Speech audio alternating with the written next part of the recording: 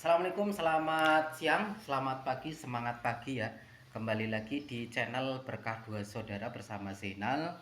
Ya, kali ini saya akan menjawab pertanyaan dari saudara saya itu Hatijatan 9307 ya, terkait dengan peran pemerintah dan juga modal usaha ya. Peran pemerintah di lapangan pekerjaan ya, banyak sekali mungkin mahasiswa yang baru lulus tapi sulit untuk mencari pekerjaan ya. Kalau terkait dengan pemerintah, saya tidak akan komen ya, saya tidak akan menyinggung pemerintah, tapi saya berbicara secara pribadi bahwa yang pertama yang terkait dengan konten saya yang kemarin bahwa ini bukan saatnya untuk mencari pekerjaan, itu yang pertama adalah coba bangun dari tidur siang, yang pertama. Yang kedua apa? Tanggalkan baju ataupun atribut yang bisa mempersulit jalan kita untuk memulai usaha dari nol. Itu yang yang awal dulu itu, bangun. Jangan mimpi di siang bolong, teman-teman. Kedua, kalau memang kita punya atribut yang mempersulit langkah kita, yang mungkin gengsi segala macam ya, banyak ya orang yang mungkin dia kuliah tinggi-tinggi, kemudian untuk bekerja ya sekadarnya itu sangat-sangat sulit, bahwa orang lain itu hanya akan melihat itu ketika kita sukses ya, tapi tidak pernah melihat seragam kita. Jadi orang sukses itu mau seragam apapun itu pasti akan dihargai orang lain. Langkah kedua ya, ini saya bikin sengaja ini. Coba praktekkan. Yang pertama, bangun, bangun dari mimpi siang bolong ya. Ini bangun, bangun, bangun. Yang kedua adalah tinggalkan ataupun tanggalkan atribut yang mempersulit langkah kita ya. Maksudnya apa? Kita kebanyakan orang itu gengsi dengan kita mungkin pendidikan tinggi-tinggi ya, setelah lulus kita harus bekerja dari nol, mungkin bikin keripik tempe ataupun dagang asongan atau mana.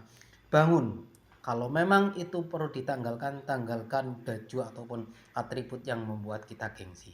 Karena gengsi akan mempersulit jalan kita. Lalu berikutnya adalah untuk memulai usaha ya, kita tidak berbicara untuk mencari pekerjaan ya, tapi kita membuat pekerjaan ataupun lapangan pekerjaan untuk diri kita sendiri minimal gitu. Buka aplikasi YouTube, media sosial lain yang bisa menjadi referensi akan membangun usaha kita. Itu misalnya ada mungkin kerajinan tangan, kemudian makanan, kemudian fashion segala macam yang bisa kita tiru daripada usaha mereka yang modalnya itu tidak terlalu besar ya. Kemudian setelah kita punya punya pilihan ataupun punya angan-angan untuk usaha apa, lalu bukalah aplikasi Shopee ya. Ini adalah dunia digital ya, Shopee. Di situ sebelum kita membahas tentang modal besar, tentunya kita harus lihat dulu apa kemampuan kita. Kalau kemampuan kita memadai, maka bisa dikatakan bahwa kita bisa memilih alat yang dibutuhkan secara dasar. Jadi alat yang dasar dulu ya, jangan mewah dulu ya.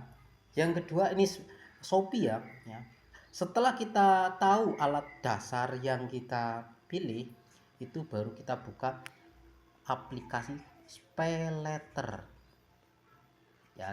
SpayLater gunanya tahu lah ya, untuk beli peralatan yang kita butuhkan. Tentu ini akan kecil ya, karena saya bicara modal dasar, modal alat dasar gitu.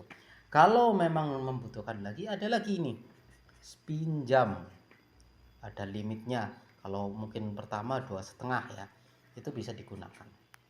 Nah, terus apa belum juga cukup dari saya jelaskan semacam itu.